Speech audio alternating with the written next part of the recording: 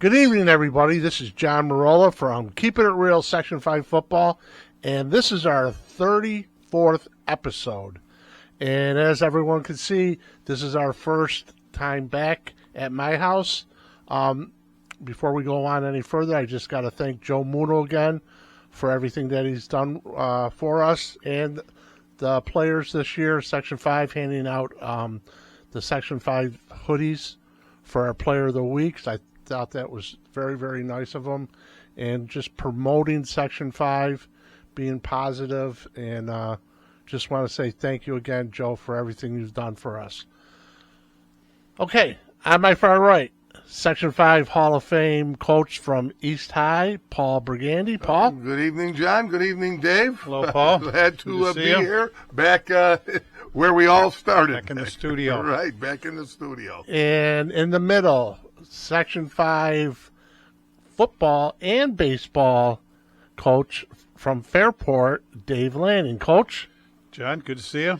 And Dave's still celebrating that Dodgers World Series victory. Almost over it. The parade was tough, but I made it through the parade. I'm glad you could join us tonight. Yeah. So we're moving forward now. Actually, I didn't even tell you guys this because I just thought of it. I was talking to somebody like a week ago, and they were saying, when I introduced, Section 5 Hall of Fame coach Paul Brigandi, Section 5 baseball, football, they said to me, your father was a Section 5 Hall of Fame coach. And I said, oh, my God, you're right. So basically all three of you are all, and this is on my dad, Section 5 Tony Marola Hall of Fame football coach. I had the opportunity to coach with your dad. Fantastic and man. So did I at Fairport, yeah. Yeah, so that's kind of special. That was pretty special when I was talking to that person. Actually, George Giordano. So helps close the circle. We're all in this together. Yes. Right.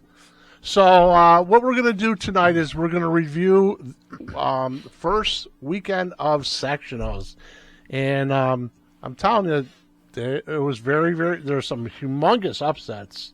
Yeah. And there's definitely a couple teams in the AA and A that we'll talk about that have definitely, I think, put their names on the top of the board right now. I think we going into it, we looked at both the AA and A's, and there was multiple teams that we thought could win, on a given day, and we saw some of those this past week. Yes.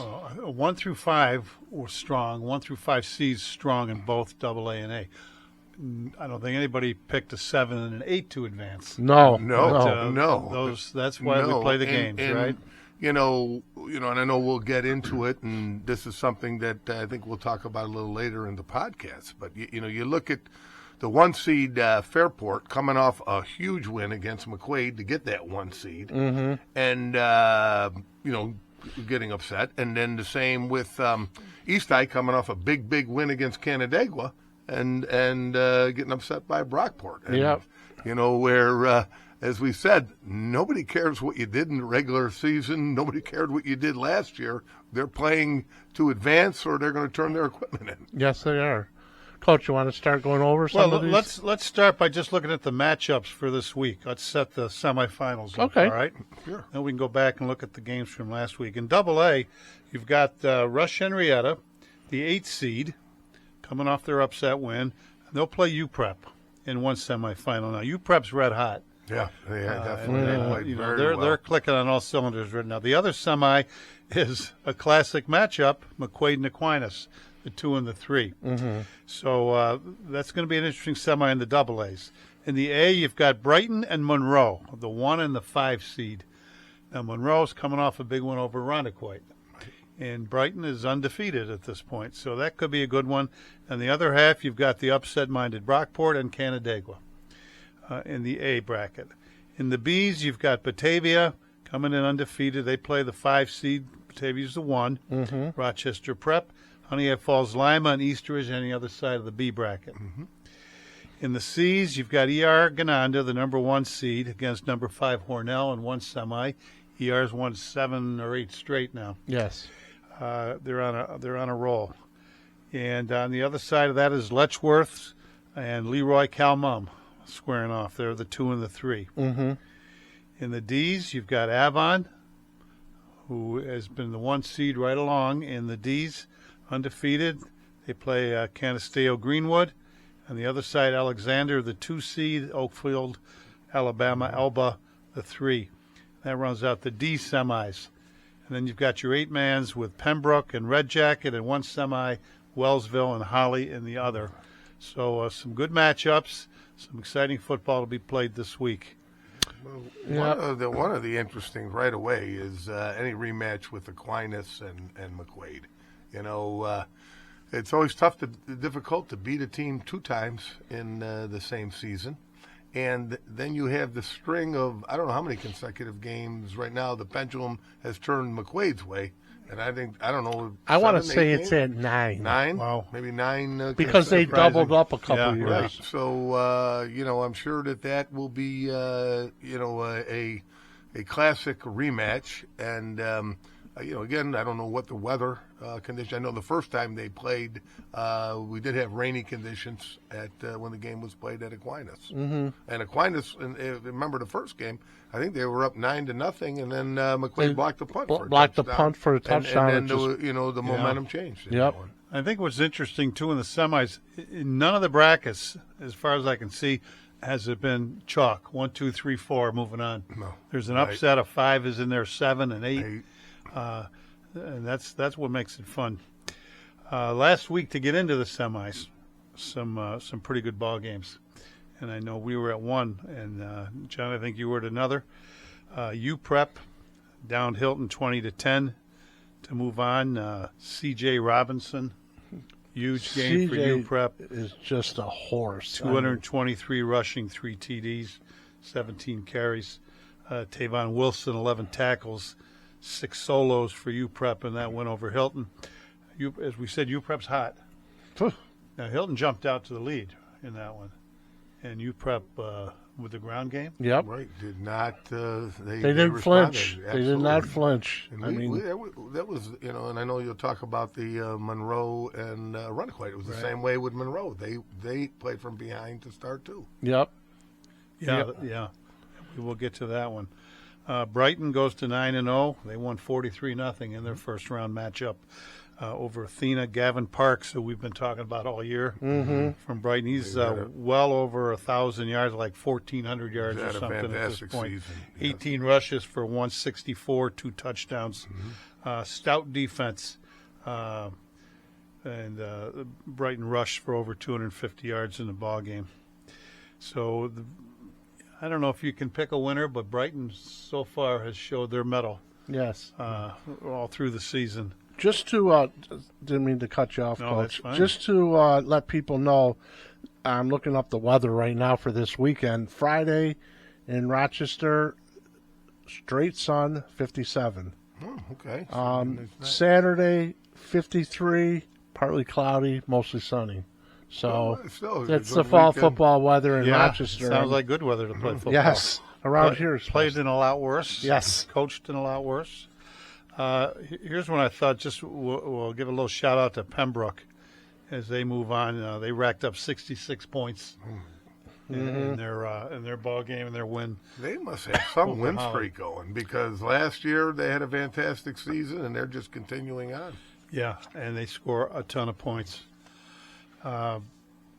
Here's one now that I don't think anybody predicted, and that's Rush Henrietta's big win over Fairport. No. Fairport came in giving up about 8.5 points a game defensively. Rush torched them for 42, which was a surprise, I think, to everyone. What was the score the first time they played during the regular season? That was back opening day, and I don't recall the score. Mm-hmm. If you give me a second. Yeah, go ahead. Hit it. Just curious, Brandon Mangone for Rush, 10 for 10 throwing the ball. Wow. And also rushed for 122 yards, 3 touchdowns. And Justin Medina, 3 touchdowns on the ground. And I knew Rush was a very young team. A lot of sophomores on that, and they're growing up real fast. I guess. If you remember back early in the year, Rush lost some tough ones early. They had McQuaid beat. They were in every game for like the first 4 weeks, and they suffered some injuries, struggled a little. maybe they're back healthy. Yeah. But they got after it against Fairport and move on. The other big upset win, Coach, was Brockport over East in 2 overtimes. Right, and that was one, I believe, going into the last 3 minutes of the game, Brockport was up by 2 scores. East scored, and then East had a successful onside kick. Scored with 53 seconds again to tie the game up. Brockport drives down right at the end of regulation and misses a field goal. Right. They go to overtime. Both teams score on their possessions. So now we go to a second overtime. And in the second overtime, East tried a bubble pass, and the defensive end for Brockport tips it up in the air and gets the interception. Brockport then, on downs, gains 5 to 6 yards, and this time the field goal kicker. Isaiah Markle, 29-yarder for the win in double overtime. And the quarterback for Brockport played a phenomenal game. Yeah, Landon Scott, he had 4 rushing touchdowns. Wow. And he threw through the air, 301 yards total. That's a pretty good day. Yeah, not a bad effort by that guy. He's been touted all season, though, as being a I very think good he's player. been a starter there for maybe 3 years now. Yeah, Been, yeah. Just to go back for a quick second, the Fairport Rush, the first time they met during the season was week 5. Fairport won 21-7. I thought it was earlier than that. Okay. Yeah, well, that's quite a turnaround from And then- 7 to 42 points. Right. Then Rush came back and beat them 42-21. Yeah.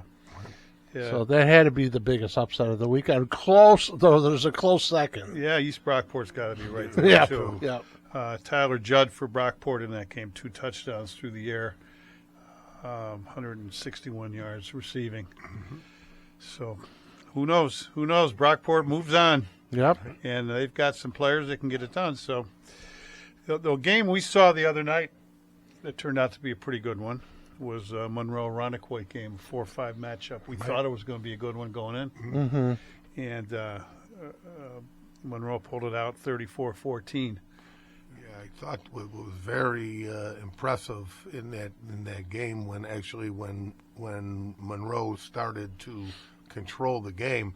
Was running back for Monroe, had a big day running the football. Did you have his name? And, Tajmir Mullins, What did he have, Dave? 257. I'll tell you something. 4 touchdowns on 25 touches. We were all there watching, and for people out there that never played football or whatever, or to guys that did play football, he slowed the game down. You could see the way that he was running. His eyes were Great just vision. phenomenal. Yeah. He did everything with his eyes and then his hips. And he was at like you said, obviously with his seeing the field, but he was like a video game. He was at a whole nother speed. Yep. Running out there. I mean, and along with, I thought quarterback played Cunningham. Cunningham played a very good game. Terrell Cunningham Jr. He played a fantastic game. The receivers caught 18 for 27. Yeah. We'll take that, huh? He did, Coach. and the receivers were very impressive. Move the ball around. Yeah. Ray Garcia, 10 receptions.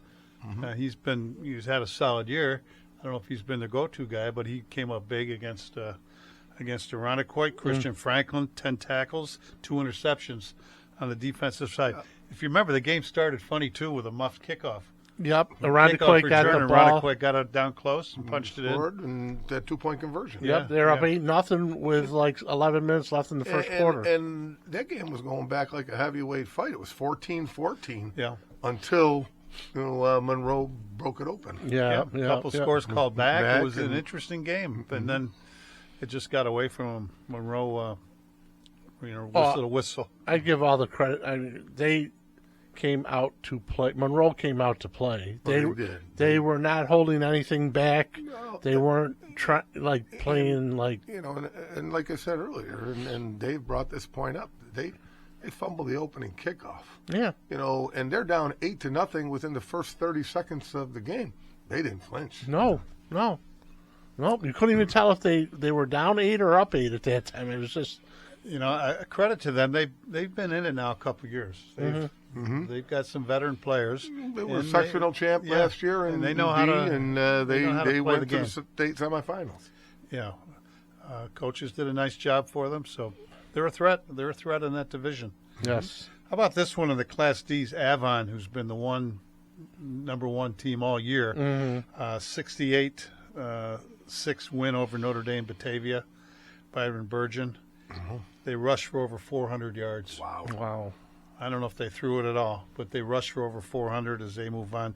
Cameron Dolgus, the quarterback, 182 yards, 4 touchdowns. And they're an undefeated team, correct? Yeah. They're one of the few undefeated. So. Forced 5 turnovers on defense, so they apparently have it work on both sides of the ball. Yeah, they do. Yes, they do. Yeah, they're going to be tough to beat, I think, in that one. Touch on one other game. It's not a sectional. It doesn't have sectional implications, but in the Indies, a big rivalry game, Pal Mac over Wayne, 27-14. Yeah, they both had probably the better records, right? I think they're both 6-1 coming in. The independents playing. And last week I went out to Palmac to catch up with Mason, and because he was our Week 5 and our Week 8 Player of the Week winner, and talking to him about the Wayne game, he was very excited about playing that. He knows that Wayne is a good team. Yeah. And it's going to take a good effort. And I was watching them practice a little bit, and they were running some double wing stuff, and they were a real interesting offense because looked like they got a couple quicker kids on the outside, and then they got Mason right behind the quarterback, and he's a tank. And it's a big traditional rivalry game. They play for the axe. Yes. The winning team gets to keep it for the year. It's like the Brown Jug used to be. Right. So it's a big deal for them. We're down to 5 undefeateds going into the sectional semis. I think we had 7 last week. Yep. They fall by the wayside. Brighton's 9-0, Batavia's 9-0, Avon's 9-0, and then you've got Pembroke at 8-0 and Penyan Dundee at 8-0. Wow. So there are going to be a couple more hanging in there through this week. This past week, last week actually, I don't know if you guys know, I watched 3 games. I watched the game Thursday, and then we were together on Friday, and then Saturday. Thursday, I went to go see a crossover game. Okay. Our friend George Giardini called me and said, you want to go up to Olympia and watch Olympia play? This was like around 5 o'clock last Thursday. I'm like, sure, why not? So we went up there and hung out for a while, and Churchville took care of them pretty good towards the end. But I give Olympia a lot of credit. They had a nice year. I think they went 3-4. Yeah, they went independent. Yep. Right? And from all that I had heard, that they now have a JV squad, they have a modified squad, so the numbers are coming back there, and hopefully the future looks bright for them then. Yes. So that's what I did Thursday, Friday. We were together, and then Saturday went over and watched UPrep in Hilton. Actually, the C.J. Robinson versus Hilton. Wow. I mean, saw some highlights. He is just turning it up a notch. Wow. He's very impressive right now this time of year. Well, what makes them so dangerous is anytime he touches the ball, he has the home run capability. Yes. And you can make 10 great plays on him and keep him in check, and then he can break at any time, and that's what makes them a very dangerous team. Mm-hmm. And he can do it from all over. He doesn't have to be on the edge to do it. He can hit up inside tackle, slip one, and out the door. And just your point that we've had. UPrep played from behind today. I mean, this weekend and won. We saw Monroe play from behind and win. Those are 2 that are going to be, we think, in the mix somewhere. Yes. And you have defending champion McQuaid. It's going to be Canandaigua's been a finalist for years.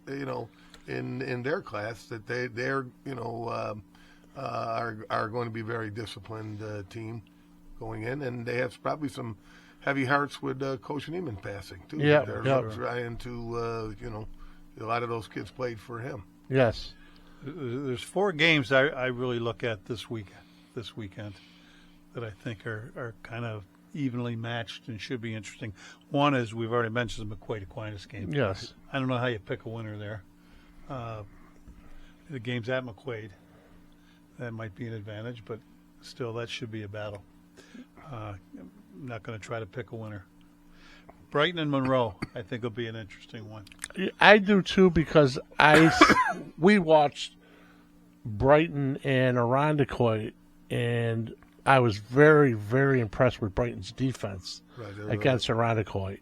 And these styles and matchups make, I mean, when Monroe had trouble, it was when East ran at them, and then Canandaigua beat them 28-0, I believe, just running straight ahead. Yes.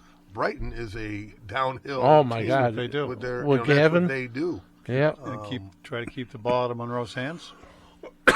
Shorten the game and give it to Gavin and let him do his thing. So that's interesting. And then, like you said, the McQuaid-Aquinas, anytime they play, that's a coin flip, and there'll be some big time plays in that game. Being a insider outsider person with Aquinas, and I really think with what they have, if they're going to do something, it's got to be Friday, because after this season they're going to be losing some couple 3 and 4 year starters on their team. So I really, really think if they're going to step up to the challenge, it's going to have to start Friday. They've had a great linebacker. They're the only, Yep.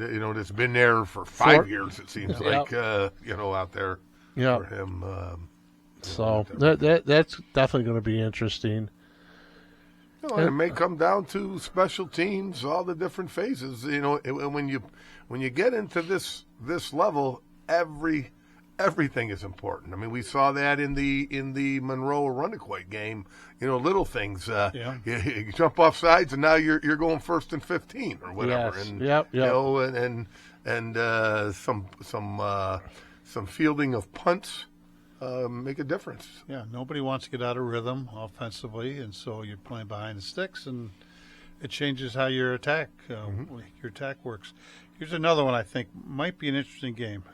Don't know a whole lot about them. Honey Eye Falls Lima is a 2 seed. Eastridge is a 3 in the B to move on to the finals. Honey Eye Falls Lima is, they've scored some points. Eastridge, I don't know a lot about them. I don't know. We watched Eastridge the first game of the year. We were at Irondequoit, and Irondequoit, they were in mid-year against them, and I give Eastridge a ton of credit for coming back off of that. That was Irondequoit took it to them from the first play all the way to the last play of the game, but they came back and they had themselves a real nice season. They seem to have been playing better as the season progresses. Yes. So and again, it was a new change in coaching staff that maybe takes a little time to everybody get the trust factor comes in. And just the continuity of the the chemistry of the program. Yes. I've got in the D's a 2 and 3 matchup, and I don't know. I assume they played early in the year, and I don't know the results.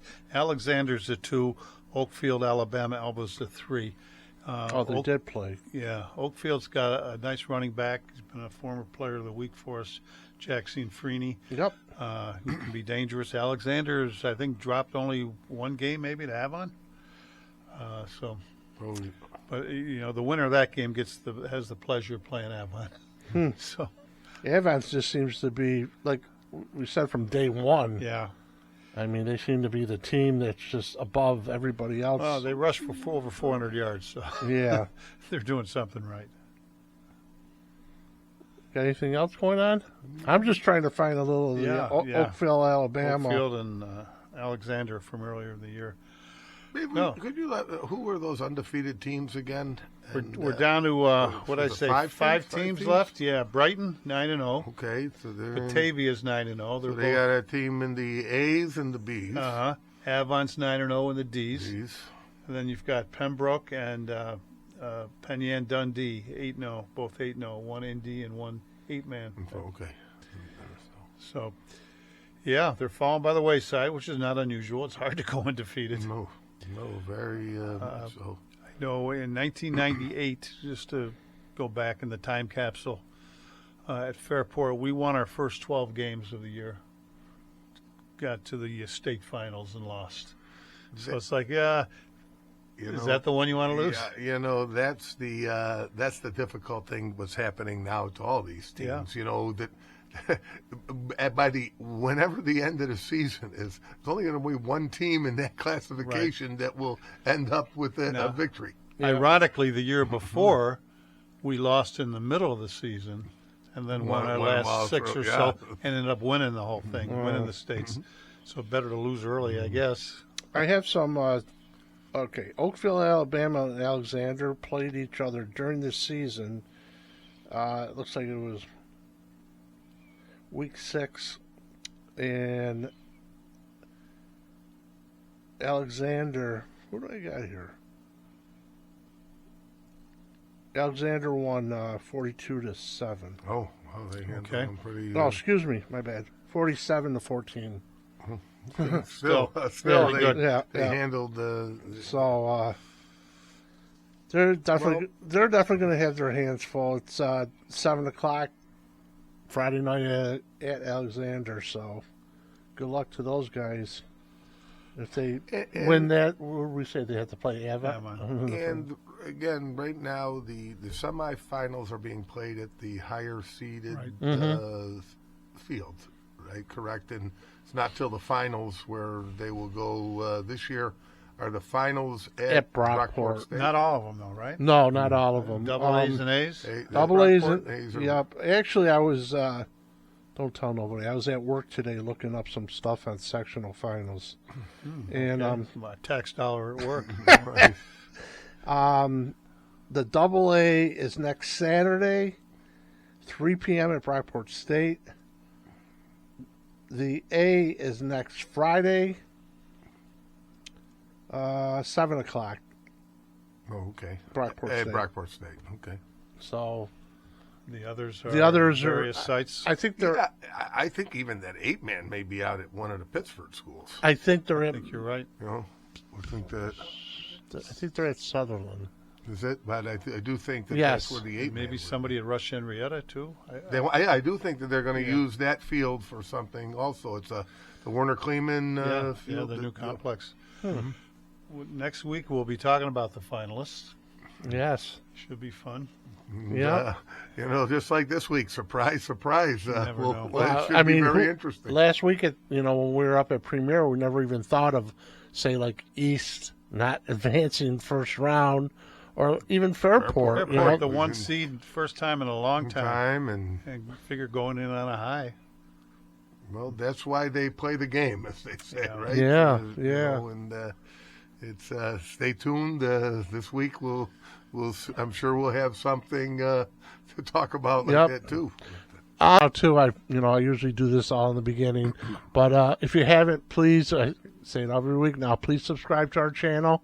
It's growing a little bit. Our views are great, but let's see if we can get, if you go on, just subscribe. It doesn't cost you anything. And if you just want to hit the like button, that would help. And at the bottom, if you have any comments, I've had some comments. I've had some ex-players from Aquinas comment to me on it, and appreciate all that. The more you can give us information, and just the better we can make this channel work, and we just want to say thank you again to our sponsors. I'm not going to go through them tonight. Now that we're slowing, I'll give you a little bit of what's going on for us now. More than likely, we will not be out at like the finals out at Brockport. We're just going to keep everything here, and we're going to go on for as long as we have a Section 5 team that wins sectionals, and then they go on to states. We'll talk some about that, and then we'll just go as long as they go. Yeah, and just like we'll continue what we did last year, especially in the off season, where we'll interview former coaches, former players, officials, football salespeople, representatives, referees, and we bring some back with any new information, and we have a whole list of new ones that we want to have aboard that we think will pass out some very good information. Yeah, we were talking about Kyle Fan coming back, and the Rydell stuff. I think people, when they start seeing more about what Rydell does with the helmets and the shoulder pads and everything, I think people, especially these days, you really want to take a look and see how far helmets have come in the last even 5 years. I mean, starting to make them by position. Yeah, I mean, everything's so custom made now. And you know what else we get into in the off season is some of the combines, some of the college nights where some of our local players will be attending college, where they're going to make commitments to, and those are all that type of information that we will want to pass out. One other thing I'm trying, and I've talked to Paul about it. I don't know if I talked to Coach Lane about it. In the off season, I have a lady that teaches at our school, and her cousin is the surgeon for the Syracuse football team. And she was talking about having him come on and talking about sports injuries. And I think that would be another great episode to have in the off season, having a doctor come in and explaining about injuries and what are the proper things to do and preventative rehab, all of that. Right, yes, sure. yes. And every coach goes through that throughout a season with their players. And throughout the off season, right now we're talking about, we'll probably come back on. Don't put this in stone. We'll probably come back sometime in February, say, and we'll do it once every 2 weeks. Mm-hmm. If we find more demand, and if we feel like we can do it, then maybe we'll just do once a week, like we've done in the off season. But for right now, we just want to keep this going. So we really don't have any time off. Well, it'll be tough, John, too, with Paul, with his extensive travels. Oh, I know. Trying to get him in the studio. So. It's like he's going out for spring training or something. I do spend some time in sunny Florida in the winter, well, but I am only a phone call away. So did you hear the episode we had when Chris Battaglia was on, and Paul was in Florida, and he had a call. We had him on call-in. I was right, and we and that episode it came out awesome. I mean, you can hear him and everything. Well, maybe we should encourage call-ins. We might have to. We have the call-ins. We definitely are going to get back into call-ins because I haven't forgotten my buddy lived down the street, Danny DeVos, and those guys. Those Dan DeVos, Dave Allen, Bill Guzik, Stengline, Danny Capercio, those guys all grew up with Dave Neiman, and I liked them to maybe have a call-in because they live all over the place now. You know what else you did a great job with, John, this year, too, is putting together the picture montages, at the end of the podcast that people watch. And, again, if you have good pictures, please send them in. Please put send them on. A lot of...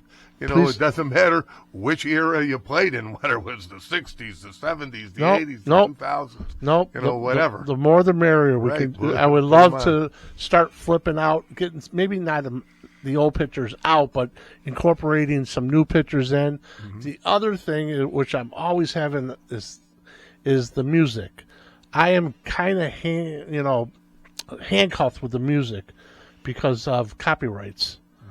So if people don't understand enough about copyrights these days, basically it's the 3 strikes and you're out. So if you get caught 3 times, they take your channel off. So this is all from YouTube. And maybe we can get an original score. Right. If you need me to sing or whatever. If we get to that if it gets to that, then maybe we just cut it. If we get into the singing part, then we're really in trouble.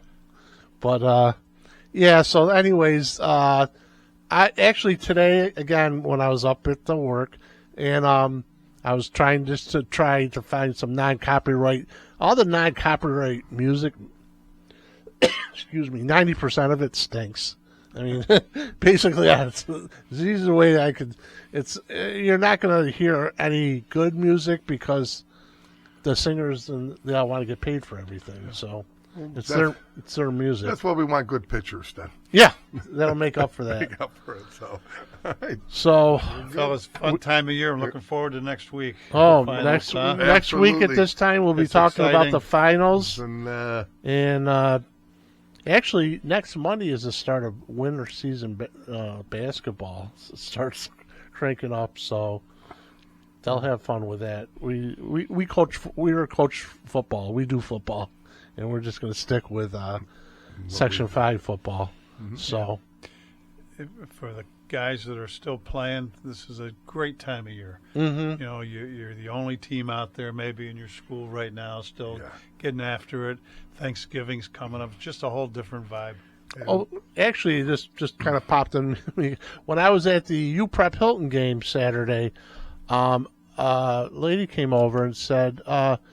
Marola, you're from the Keeping It Real. And I said, yes. She goes, my son is Ben Newman. I said, I said, matter of fact, I go, could you hold here for a minute? Because I happen to have his Player of the Week jacket in my car. Oh. So, actually, I wanted to go out and see him sometime this week, but I said, just hold here for a minute. Let me go out and get it. So I got it.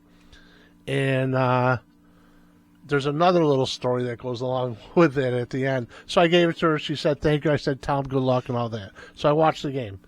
Get done with the game, get in the car, go home. As I'm driving, I'm almost home. I'm like, let me call up G and see what he's doing. I left my phone at the stadium. oh boy, The downtown stadium. Did you end up finding? So I get there, the guy is just locking the gate. And I'm like, stop! I'm screaming, stop. He's like, what's wrong? My phone. And long story short on that, I did end up finding it. But that was probably a good 45 minutes.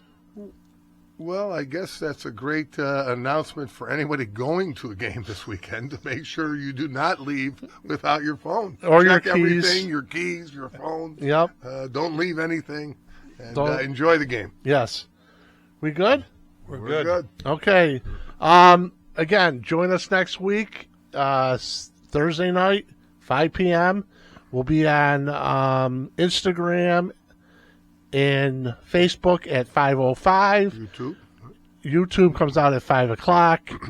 X comes out probably tomorrow, Wednesday for us here, around 5 p.m. Still working on TikTok. I know you're Huge TikTok. I know you're all over TikTok. You're all over that TikTok. So just stay tuned, and we're just going to take this and see how far this takes us. All right? Ready? Ready. 1, 2, 3. Keeping it real, Section 5 football. Good night. Have a great night. I gave a double point. Oh, I like that thing. That's good. 2 minutes. Yeah, fire them out. And one of these. And by the way, we're still running. That's fine. I got to cut. I'll cut it. So, Actually, you know what's good now? I can just go in the other room and pop it in and see if it works.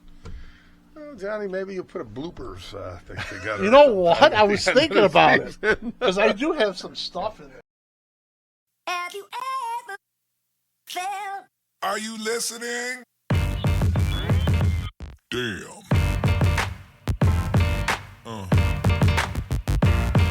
Yeah. Yeah.